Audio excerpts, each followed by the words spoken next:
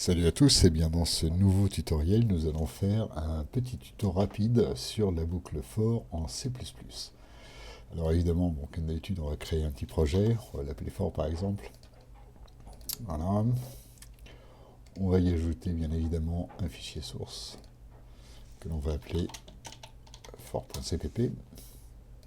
Et puis bien évidemment, on fait les inclusions des bibliothèques, en l'occurrence l'IOStream. On va rajouter les espaces de nom standard, et puis bien entendu le corps du programme principal dans lequel on n'oubliera pas d'intégrer notre signal de retour 0 qui nous permettra de savoir si le programme s'est bien terminé ou pas. Voilà. Bon, la boucle for, qu'est-ce que c'est? C'est une boucle de récurrence que l'on utilise très souvent dans les calculs, soit pour de la récurrence pure, soit dans le cadre des tableaux ou des vecteurs. Alors, dans notre cas, je vais vous donner un exemple relativement simple. Qui consiste en fait à montrer et à afficher une récurrence sur par exemple 10 nombres de 1 à 10 ou de 0 à 9 comme vous voulez ou plus par le biais de la boucle for. Alors pour ce faire on va créer donc un entier que l'on va appeler i et que l'on va initialiser à 1 par exemple. Et on va dire pour i supérieur à 0 jusqu'à i inférieur à par exemple disons 11, eh bien, on va incrémenter i de 1. Et puis ensuite, là, on n'a plus qu'à afficher la valeur de i.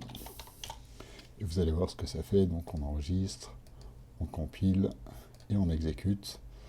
Voilà.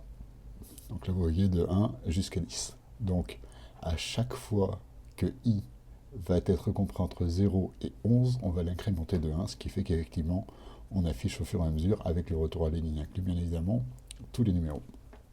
Alors, ça c'est sympa, mais on pourrait faire une petite application, disons, plus utile, comme par exemple le calcul des tables de multiplication. Alors, c'est pas très compliqué, il suffit de demander par exemple à l'utilisateur de rentrer un numéro de table. Voilà. Donc là, c'est du numérique. Et ça, on va l'appeler, disons, table. Voilà. Alors évidemment, table est un indice numérique, donc c'est un entier. Voilà. Alors qu'est-ce qu'on va faire? On va simplement dire, on va conserver donc de 1 à 10 les numéros, donc on ne va pas changer cette boucle-là. Ce que l'on va faire, c'est simplement que l'on va multiplier le numéro table par i pour avoir le résultat, par exemple, d'une table de multiplication. Donc on pourrait dire que table multipliée par i égale, et bien simplement table fois i. Voilà. On va enregistrer, on va compiler, et on exécute. Numéro de table, par exemple, la table des 2. Voilà. J'essaie d'agrandir un petit peu pour que vous voyez bien le truc. Voilà. 2 fois 1, 2, blablabla, jusqu'à 10. Évidemment, on peut continuer, hein, on peut mettre n'importe quoi, hein, par exemple 120. Voilà. On a la table des 120. Voilà pour un petit exemple de la boucle for. Je vous laisse l'utiliser pour des éléments peut-être un petit peu plus importants au sein de vos programmes. En attendant, vous savez comment ça fonctionne, et donc normalement il ne devrait pas y avoir de problème. Voilà, salut!